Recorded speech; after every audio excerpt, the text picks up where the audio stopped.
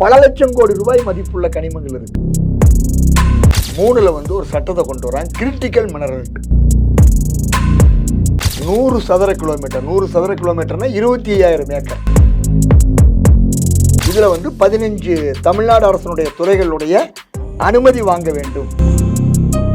இது critical mineral என்ற கேட்டகரியை 2021 America வகைப்படுத்தினது.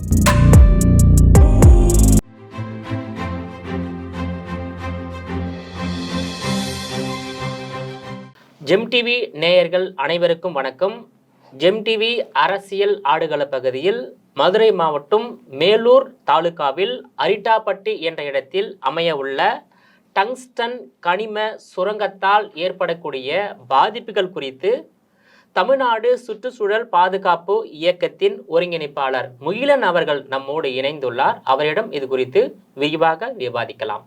Sir வணக்கம். வணக்கம் சார், இப்போ இந்தியா தமிழ்நாடு என்பது ஒரு வேளாண்மை நாடு. வேளாண்மையை தான் 80% மக்கள் சார்ந்து வாழ்ந்துட்டு இருக்காங்க. இந்த நிலையில் தொழில்துறை வளர்ச்சி என்ற பெயரில் விளைநிலங்கள் இயற்கை வளங்களை அழித்து நிலத்தை கையகப்படுத்தி இந்த தொழிற்சாலைக்கு ஒப்படைப்பது ஒரு பக்கம். இந்த வரிசையில் மதுரை மாவட்டம் மேலூர் தாலுக்கா அந்த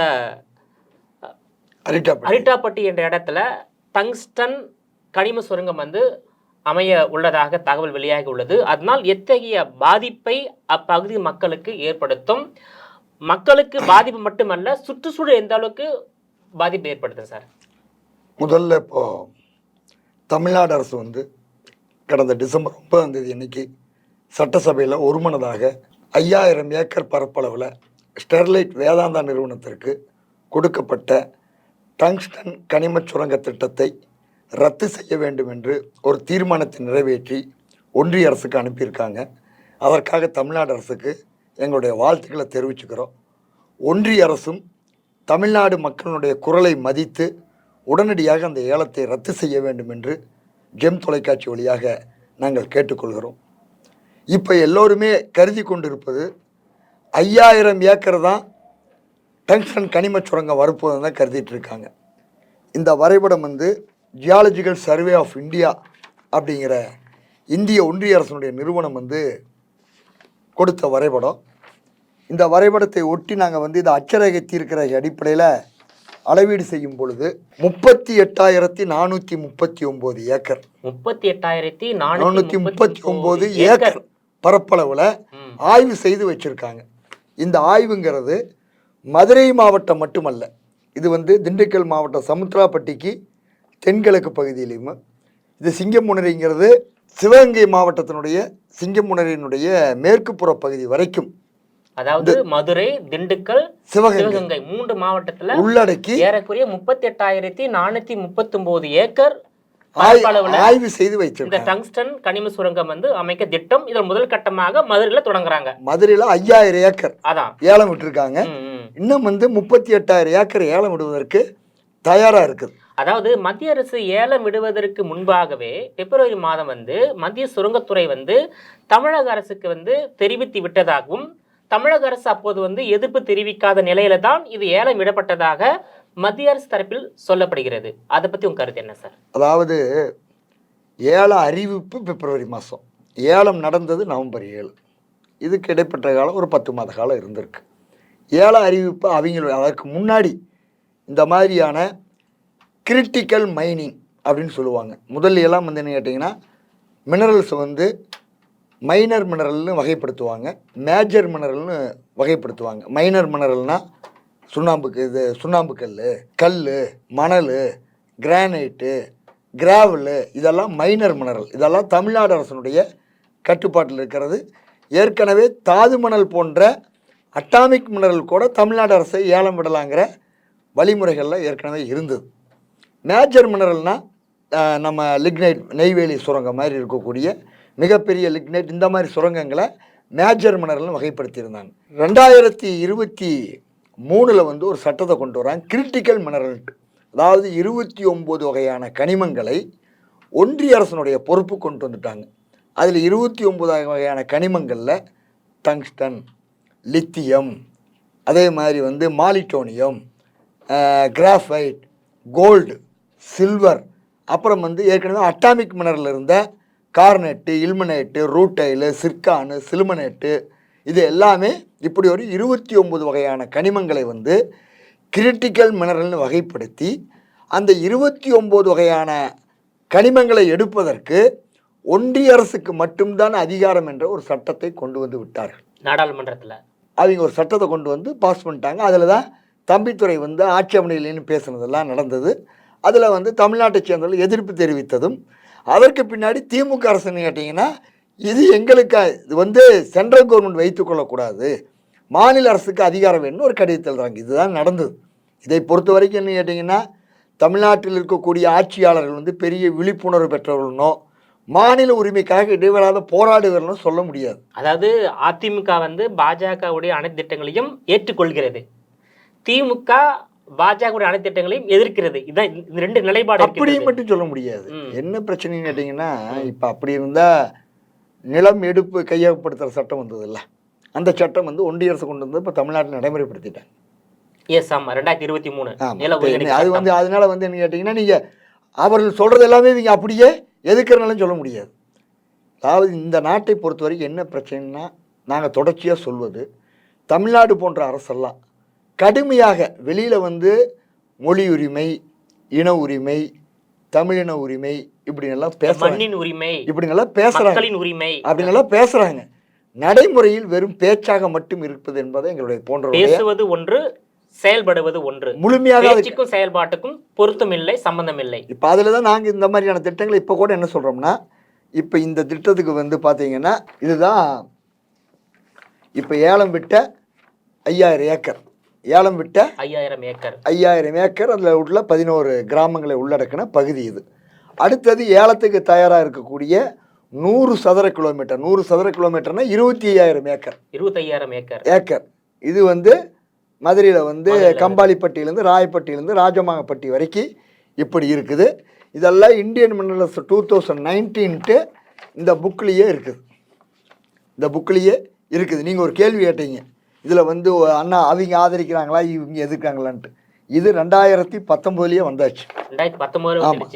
2021 மார்ச் 2021 வெளியிட்டுட்டாங்க.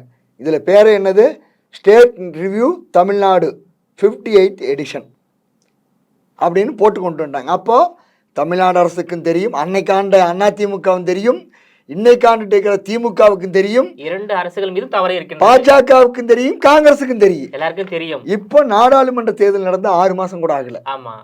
அப்போது எங்களுடைய கேள்வி, உண்மையிலேயுமே நாட்டின் வளர்ச்சியின் மீது அக்கறந்த திட்டம் வேணும்னு பாஜக இருந்தால் நாங்கள் இப்படி ஒன்று கொண்டு வந்திருக்கிறோம், இப்படி நடைமுறைப்படுத்தணும்னு தேர்தல் கேம்பெயின் அவங்க வச்சிருக்கணும். திமுக அதிமுக ஆபத்து என்பதால் வெளிப்படுத்தல. திமுக அதிமுக இதை எதுக்கிறதா இருந்தா அவங்க அப்ப சொல்லியிருக்கணும், இந்த மாதிரி ஒரு திட்டம் வரப்போகுது, நாங்கள் எதுக்க போறோன்ட்டு. இங்கே எல்லாமே கேட்டீங்கன்னா மக்களை ஏமாற்றுகின்ற செயலா இருக்குது. மத்திய அரசும் ஏமாற்றுகிறது, மாநில அரசு. இதுல என்னன்னு கேட்டீங்கன்னா தமிழ்நாடு அரசை பொறுத்த வரைக்கும் மக்களுடைய எதிர்ப்பு வந்தா பின்வாங்கி கொள்ளக்கூடிய நடவடிக்கை இருக்கு. அது வந்து நியூட்ரினோ திட்டம் ஆட்சிக்கு வரும்போதுக்கு முன்னாடி அதிமுக அரசில் வந்து கடுமையாக அதுக்கு வந்து செயல்படுத்துறதுக்கான முனைப்பில் இருந்தாங்க. நாங்கள்லாம் கூட 2016 தேர்தலில் சட்டமன்ற தேர்தலில் வந்து போடியில் வந்து இதற்காகவே ஓபிஎஸ்க்கு எதிராகவே ஒரு கேம்பெயின் பண்ணி தாக்குதலுக்கெல்லாம் உள்ளானோம். காரணம் வந்து அப்போ நியூட்ரினோ திட்டத்தை எதிர்த்து ஒரு சாதாரண அரங்க கூட்டத்தை போடுவதற்கு கூட தேனி மாவட்டம் அரங்க கூட்டம் என்பதற்கு யாருடைய அனுமதி வாங்க வேண்டியதில்லை. ஆனால் காவல்துறையை வைத்து அரங்க கூட்டத்தை கூட அனுமதிக்காமல் ஓபிஎஸ் இருந்தார். அதுக்காக அவரை எதிர்த்தே கேம்பெயின் பண்ணி போடியிலேயே தாக்குதலுக்குள்ளான நிகழ்வுகள் நடந்தது நியூட்ரினோ திட்டத்தை. இப்போ திமுக வந்த பின்னாடி என்ன பண்ணாங்கன்னா அதுக்கு வந்து சூழலியல் செயல்பாட்டோடு இணைஞ்சு அவங்க குரல் கொடுத்து அதை எதிர்த்து எல்லா செயல்பாடுகளையும் வைத்திருந்தாங்க. அதற்கு பின்னாடி கிட்டத்தட்ட இப்போ ஒரு 17-18 சரணாலயங்கள் அமைப்பது, இந்த மாதிரியான அதே மாதிரி பல்வேறு சதுப்பு நிலங்களை மீட்பது, இறக்கான வேலைகள்லாம் செய்தாங்க. இந்த திட்டத்தை பொறுத்த வரைக்கும் இந்த திட்டம் வந்து அறிவிக்கப்பட்டது யாருக்குமே இந்த தெரியாது. அறிவிக்கப்பட்டது ஏலம் விட்டதே தெரியாதுங்க. ஏலம் விட்டது ஒரே ஒரு ஆங்கில செய்தித்தாளில் வருது. அப்புறம் தான் நாங்கள் போய் தொடர்பான விவரங்களை தேடும் பொழுது இதுக்கு கதை வந்து 2019 இருக்குது அப்படின்னு சொல்லி நவம்பர் 18 அன்னைக்கு மதுரை மாவட்ட ஆட்சித்தலைவர் சங்கீதா அவர்கிட்ட இந்த ஆவணத்தையெல்லாம் கொண்டு போய் காட்டுறோம். காட்டும் பொழுது அவங்க சொல்கிறாங்க, முகில் எனக்கு இதெல்லாம் தெரியாதே அப்படிங்கிறாங்க. அவங்களுக்கே தெரியாது. மாவட்ட ஆட்சியர் எனக்கு எதுவும் தெரியும், அதெல்லாம் பொருளையும் நினச்சிட்டு இருந்தேங்கிறாங்க. இல்லைங்க, இங்கே பாருங்கள், ஏலம் விட்டுருக்காங்க. ஏலம் விட்டதில் இருக்கக்கூடிய கண்டிஷன்ஸ் இதான் அவங்க சொல்கிற கண்டிஷன்ஸ், விதிமுறைகள் சொல்லியிருக்காங்க. இந்த விதிமுறைகள்லேயுமே அவங்க வந்து என்ன சொல்கிறாங்கன்னா, இந்த ஏலம் விட்டுட்டு, இந்த டங்ஸ்டன் ஏலம் வந்து வேதாந்தாவுக்கு விட்டுட்டுன்னு சொல்லிட்டு, இதில் வந்து 15 தமிழ்நாடு அரசனுடைய துறைகளுடைய அனுமதி வாங்க வேண்டும், 15 துறைகளுடைய அனுமதி வாங்க வேண்டும். ஆமாம், அப்படின்னு சொல்லி லிஸ்ட் அவுட்டும் பண்ணியிருக்காங்க. இப்படி நிலம் காட்டின மாதிரி தமிழ்நாட்டுக்கு இவ்வளவு உரிமை இருக்கா, நாம் வந்து உடனே அதை வந்து முதல்வருக்கு தெரியப்படுத்தணும்னு சொல்கிறாங்க. அதற்கு பின்னாடி உடனடியாக கிராம சபைகள், அங்கே ஒரு 25 கிராம சபைகளில் அந்த மாவட்டத்திலேயே 18 நாங்கள் கொடுக்குறோம், 23 சிறப்பு கிராம சபை நவம்பர் 1 தீபாவளி ஒட்டி இருந்ததை தள்ளி வச்சு 23 நடத்துகிறாங்க. 25 கிராம சபை கூட்டங்களில் தீர்மானம் போடுறாங்க. உடனே அரிட்டாப்பட்டியில் போராட்டம், அழகர் மலையில் கூட்டம், வல்லாளப்பட்டியில் பெரிய நிகழ்ச்சி, அதற்கு பின்னாடி மேலூர் கடையடைப்பு, இப்படி தொடர்ந்து மக்கள் இயக்கங்கள் விரிவாகுது. அந்த மாவட்டத்தில் மட்டுமல்லாமல் சிவகங்கை, கரூர், நாமக்கல், கோவை, திருப்பூர் போன்ற ஈரோடு போன்ற மாவட்டங்கள்லேயுமே கிராம சபைகளில் தீர்மானம் நிறைவேற்றுறோம். இப்படி தமிழ்நாடு முழுக்க இதை பற்றியான செய்திகள் போனதுனால தமிழ்நாடு அரசு அந்த மேலூர் மாவட்டத்தில், மேலூர் வட்டத்தில் கடையடைப்பு நடத்தும் பொழுது தமிழ்நாடு முதல்வர் அன்றைக்கி சிஎம்க்கு பிரதமருக்கு ஒரு கடிதம் எழுதுகிறாரு. அதற்கு பின்னாடி சட்டசபையை கூட்டி 9ஆம் தேதி அன்னைக்கு தீர்மானம் நிறைவேற்றுறாங்க. இன்றைக்கி எங்களுடைய கேள்வி, தமிழ்நாடு அரசுக்கு சொல்வது, இந்த திட்டம் என்பது 2019 ஆய்வு பண்ணி முடிவு கொண்டு வந்தாலும் இது ஏதோ இப்போ வந்த திட்டம் அல்ல. இது 1996 2 April 1996 beneficiation of tungsten ores in India a ரிவ்யூன்னு சொல்லி கிருஷ்ணா ராவ்னு சொல்லி ஹைதராபாத்தில் இருக்கக்கூடிய பாபா அட்டாமிக் ரிசர்ச் சென்டர்லேருந்து அவர் அறிக்கை கொடுத்துருக்காரு. அதில் மேஜர் டங்ஸ்டன் டெபாசிட் இன் இந்தியான்னு ஒரு 11 இடத்த குறிப்பிட்டு அதில் இந்த ஏலம் விடப்படாத நான் சொன்ன 25 ஏக்கருக்குள்ள இருக்கக்கூடிய கம்பாலிப்பட்டி, ராஜப்பட்டியும் குறிப்பிட்டிருக்காங்க. அப்போ எப்போ நடக்குது? 96 வந்து இதற்கான ஆய்வு எல்லாமே தொடங்கி இதை கணக்கு வச்சுட்டாங்க. அப்போது இப்போ நம்முடைய கேள்வியெல்லாம், மக்களால் தேர்ந்தெடுக்கப்பட்ட அரசு இருக்குது, மக்களால் தேர்ந்தெடுக்கப்பட்டவர்கள் இருக்காங்க, ஆனால் யாருக்கும் இதை பற்றி தெரியாமல் இவ்வளவு கமுக்கமாக இது நாங்கள் வந்து இந்த ஆவணமெல்லாம் தேடி பிடிச்சி எடுத்தது. செய்ய வேண்டிய அவசியமும் தேவையும் என்ன இருக்குங்கிறது ஒன்று. தமிழ்நாடு முதலமைச்சருக்கும் தமிழ்நாட்டில் இருக்கக்கூடிய தமிழ் உரிமை என்று பேசக்கூடிய ஏற்கனவே ஆண்ட மற்ற எதிர்க்கட்சிகள் எல்லாத்துக்கும் நாங்கள் சொல்கிற ஒரே கருத்து என்னென்னா, இது தமிழ்நாட்டினுடைய உரிமை பறிப்பு. நம்முடைய மண்ணில் என்ன செய்ய வேண்டும், நிலம் தமிழ்நாட்டினுடைய உரிமை, வளம் தமிழ்நாட்டுடைய உரிமை, இந்த மண்ணில் என்ன செய்ய வேண்டும் என்பதை தீர்மானிப்பதற்கு தமிழ்நாட்டுக்கு அதிகாரம் இருக்கணும். தமிழ்நாட்டில் வந்து தேர்ந்தெடுக்கப்பட்ட அரசு என்ற ஒன்றை வைத்துக்கொண்டு முழுக்க ஒரு அடிமை அரசு போல, ஒரு எடுபிடி அரசு போல ஒன்றிய அரசு நடத்துவதை அங்கீகரித்து கொண்டிருக்கின்ற போக்கை அனைத்து கட்சிகளும் கைவிட்டு தமிழ்நாடு முழுக்க ஒரு மாபெரும் எழுச்சியாக இது மாற்றப்பட வேண்டும் என்ற கோரிக்கையை தமிழ்நாடு முதலமைச்சருக்கு வந்து நாங்கள் வைக்கிறோம். தமிழ்நாட்டில் கூட அனைத்து அரசியல் இயக்கங்களுக்கும் மக்கள் இயக்கங்களுக்கு வைக்கிறோம். இப்போ தமிழக முதல்வரும் பிரதமர் கடிதம் எழுதியிருக்கின்றார். தமிழக சட்டமன்றத்தில் வந்து ஒருமனதாக தீர்மானம் நிறைவேற்றி மத்திய அரசுக்கு ஆளுநர் மூலமாக அனுப்பி வைக்கப்பட்டுள்ளது. இந்த மாதிரி தமிழக சட்டமன்றத்தில் பல்வேறு தீர்மானங்கள் நிறைவேற்றி ஆளுநர் மூலமாக மத்திய அரசுக்கு அனுப்பப்பட்ட மசோதாக்கள் கிடைப்பில் போடப்பட்டுள்ளது. அதே போல இதுவும் கிடைப்பில் போடப்பட்டால் அந்த திட்டம் நடைமுறைக்கு வருவதற்கான வாய்ப்பு இருக்கு இல்லையா? கட்டாயம். நீங்க கேட்டது சரியான கேள்வி. என்ன கேள்வின்னா, தமிழ்நாட்டில் கடந்த 10 ஆண்டுகளாக ஒரு மிகப்பெரிய போராட்டமாக மீத்தேன் திட்டத்தை எதிர்த்த போராட்டம் நடந்தது. அதனுடைய தொடர் கோரிக்கையாக நாங்கள் வச்சிருந்தது பாதுகாக்கப்பட்ட வேளாண் மண்டலம் ஆக்க வேண்டும் என்று. டெல்டா பகுதி, டெல்டான்னு சொல்லுவோன்னா தஞ்சாவூர், நாகப்பட்டினம், திருவாரூர், மயிலாடுதுறை, கடலூர், அரியலூர், புதுக்கோட்டை, சிவகங்கை, இது அனைத்து உள்ளடக்கிய பகுதியை பண்ணோன்னு சொல்லி அதில் பாதுகாக்கப்பட்ட வேளாண் மண்டலம்னு 2020 வந்து தமிழ்நாடு அரசு ஒரு சட்டத்தை கொண்டு வந்தாங்க. அதில் வந்து குறைபாடுகள் இருந்தது. நாங்கள் அதில் சொன்னது என்ன, டெல்டா பகுதியில் பாதுகாக்கப்பட்ட வேளாண் மண்டலத்தில் மணல் குவாரிகள் அமைக்கக்கூடாது, பாதுகாக்கப்பட்ட வேளாண் மண்டலத்துக்குள்ளே ஏற்கனவே அனுமதி கொடுக்கப்பட்ட ONGC கிணறுகளை மீண்டும் வந்து ரினியூவல் கொடுக்கக்கூடாது அப்படிங்கிற கோரிக்கையெல்லாம் வச்சு அதையெல்லாம் ஏற்றுக்கல. புதிய திட்டம் வராது அப்படிங்கிறத அதில் இருக்கக்கூடிய சரத்து. கடந்த வாரம் நாடாளுமன்றத்தில் மயிலாடுதுறை நாடாளுமன்ற உறுப்பினர் கேட்ட கேள்விக்கு ஒன்றிய அமைச்சர் பதில் சொல்லியிருக்காரு, இந்த சட்டம் எங்களை கட்டுப்படுத்தாது.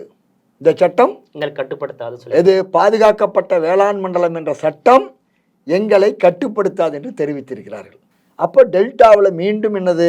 நிலக்கரி எடுப்பதற்கு, மீத்தேன் எடுப்பதற்கான வேலையை இவர்கள் செய்ய போகிறார்கள் என்பது ஒன்று.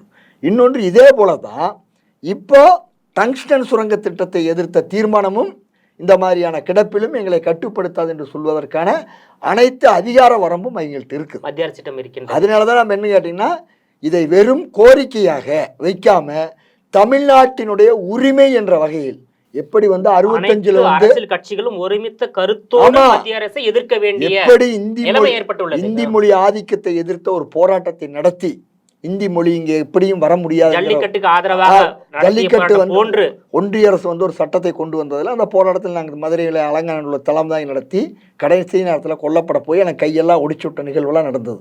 நாங்கள் சொல்வது அந்த சட்டத்தில் காளை மாடு காட்சிப்படுத்தக்கூடாத விலங்கு என்ற பட்டியலில் இருந்து இங்கே வந்து அதற்கான ஸ்பெஷல் ஆக்ட் கொண்டு வந்து பண்ணது மாதிரி இங்கே மிகப்பெரிய உரிமை போராட்டத்தை காலங்காலமாக மக்கள் மட்டும்தான் போராடணுமா? அரசியல் கட்சி அவங்க போராடணுங்கிற கோரிக்கை தமிழ்நாட்டு மக்களும் போராட வேண்டும். ஆமாம், இன்னைக்கு வந்து மதுரையில் பார்த்தீங்கன்னா தமிழ்நாடு அரசு தீர்மானம் போட்ட அன்னைக்கே மதுரையில் ஆயிரக்கணக்கான பேர் கூடி நாங்கள் அன்னைக்கு நிகழ்ச்சி நடத்தணும், ஒரு கண்டன ஆர்ப்பாட்டத்தை வச்சுருந்தோம். அதற்கு பின்பும் இப்போ தொடர்ச்சியாக அங்கே அரிட்டாப்பட்டிலேருந்து எல்லா பகுதி மக்களும் சேர்ந்து இப்போ தொடர்ச்சியாக தினசரி சாயந்தரம் 4 to 7 அப்படின்னு ஒரு தொடர்ந்து போராட்டம் நடத்துறாங்க. ஆமா, இன்னும் 39,500 ஏக்கர் வந்து இந்த டங்ஸ்டன் கனிம சுரங்கத்திற்கு கையகப்படுத்துவதற்கு மத்திய சுரங்கத்துறை முடிவு செய்திருப்பதாக நீங்க ஒரு புள்ளியியல் விவரத்தை வந்து வெளியிட்டிருக்கீங்க. இதனால் வந்து எவ்வளோ கிராமங்கள், எவ்வளோ மக்கள், எவ்வளோ விவசாயிகள், எவ்வளோ கால்நடைகள், எவ்வளோ நுண்ணுயிர்கள், எவ்வளோ பறவைகள் வந்து பாதிக்கப்படும் சூழ்நிலை ஏற்படும். ஒருவேளை இந்த திட்டம் தமிழ்நாட்டினுடைய எதிர்ப்பையும் மீறி நடைமுறைப்படுத்தும் பட்சத்தில், அதாவது எல்லா ஊர்கள்லையுமே அரசை எதிர்பார்த்து மக்கள் இருப்பாங்க. ஆனால் இந்த டங்ஸ்டன் சுரங்க திட்டம் அமையக்கூடிய அரிட்டாப்பட்டி அதை சுற்றியுள்ள பகுதியெல்லாம் இயற்கையின் கொடையால் மக்கள் அரசியலை எதிர்பார்க்கிறதே இல்லை. இன்னொன்று, இயற்கை விவசாயம் மட்டுமே நடக்கின்ற பகுதின்னு அந்த பகுதியை சொல்லலாம்.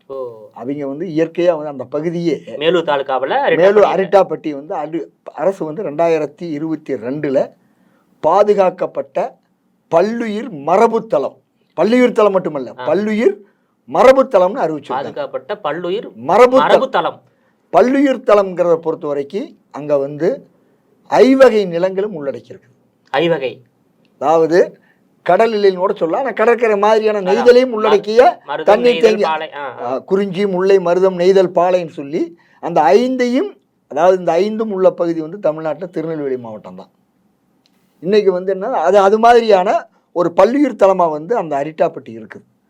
அங்கே வந்து இயற்கையில் வரக்கூடிய நீரை வைத்து அந்த மக்கள் நல்ல உணவு உற்பத்தியிலிருந்து மக்கள் செழிப்பாக வாழ்ந்துட்டு இருக்காங்க.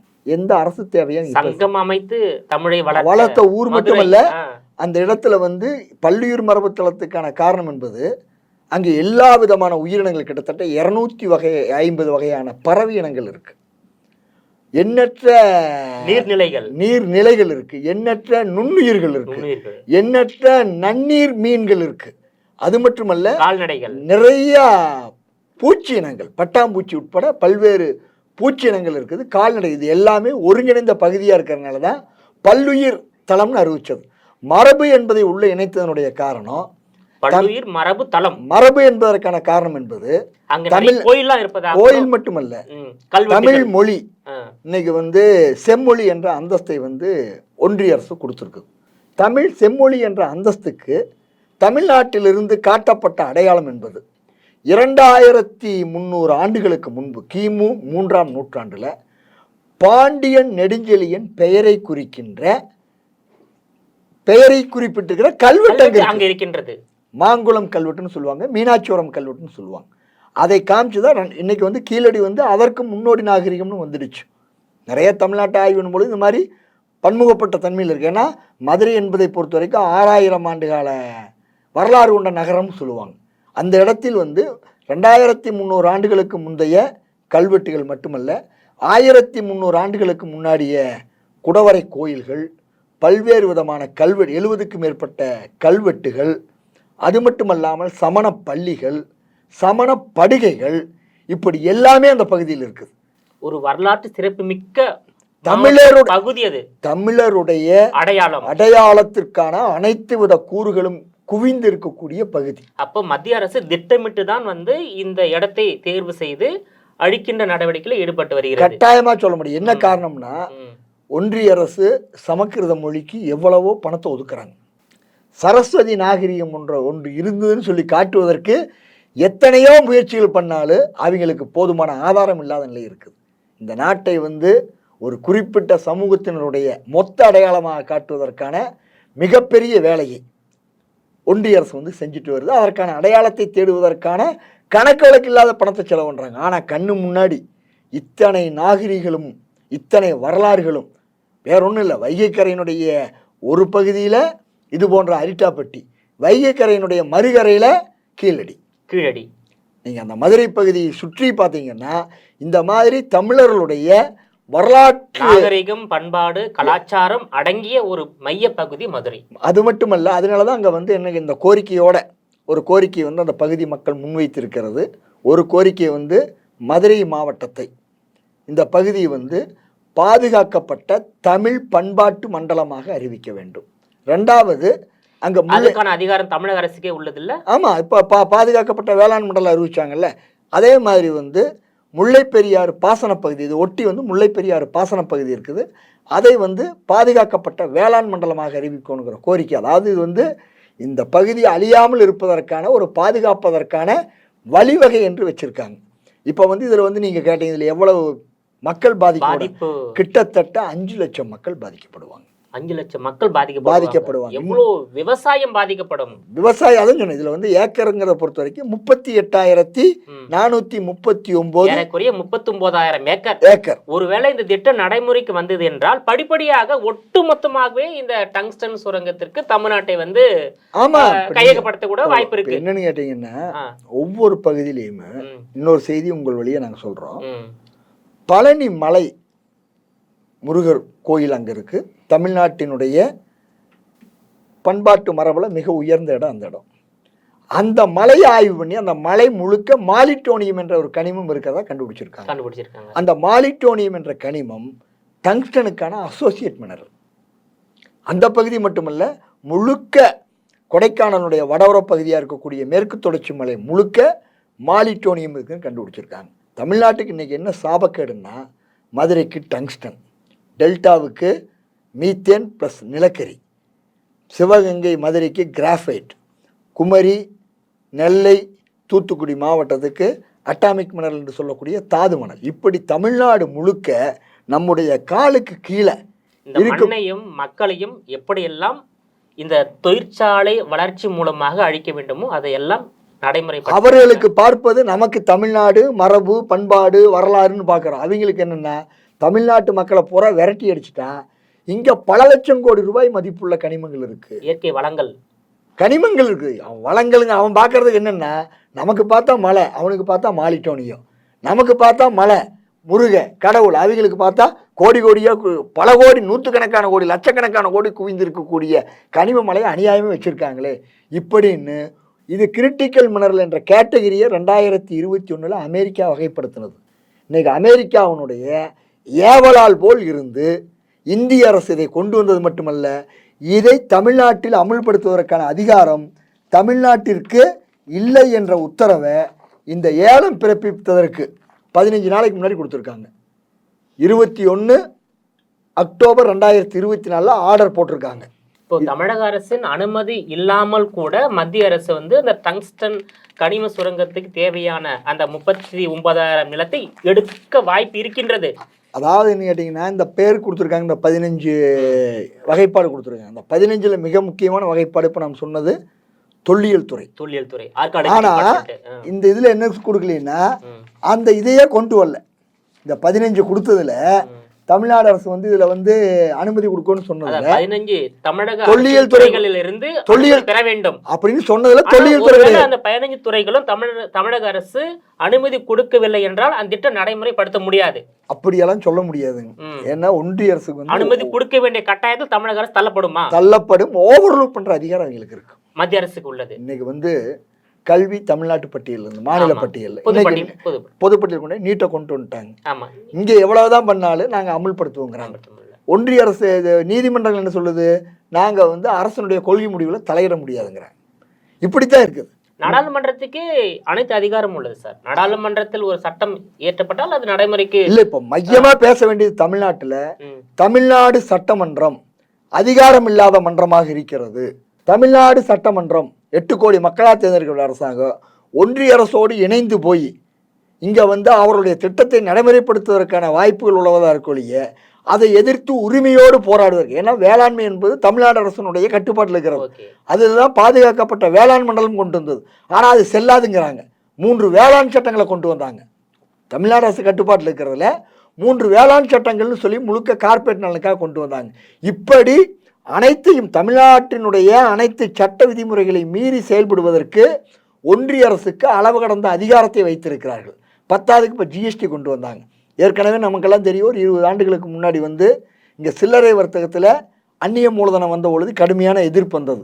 அப்போ வந்து விரும்புகிற மாநிலங்களை அமல்படுத்தலான்னு கொண்டு வந்து இப்போ எல்லா மாநிலத்திலையும் அதை கொண்டு வந்துட்டாங்க. இப்படி அமல்படுத்துறதுக்குள்ள ஸ்டெப் பை ஸ்டெப் ஒன்றை பின்வாங்கிற மாதிரி பின்வாங்கி திரும்ப கொண்டு வர்றதுன்ட்டு அவர்கள் நினைத்ததை சாதிக்கின்ற வழிமுறைகள் இருக்குது. நாம் சொல்வது தமிழ்நாடு அரசு தன்னுடைய உரிமைக்கான கோரிக்கையை மீண்டும் எழ வேண்டும். இந்தி மொழி ஆதிக்கத்தை எதிர்த்த போராட்டத்தை போல் தமிழ்நாடு உரிமை இழந்த ஒரு அடிமை நாடாக இருக்கிறது என்பதை உணர்ந்து அதற்கான போராட்டத்தை முன்னெடுக்க வேண்டும். மாநிலமாக ஆமா, நான் சொல்லுவது ஒரு தேசியனங்கிறனால இதுக்கு ஒரு அந்தஸ்துள்ள இடம் தான். உலக நாடுகளை பொறுத்த வரைக்கும் இன்னைக்கு எத்தியோப்பியாவிலேருந்து எரித்திரியா பிரிஞ்சிருக்குது, சின்ன நாடு தான். அதே மாதிரி கனடாலேருந்து கியூபெக் பிரிஞ்சிருக்குது.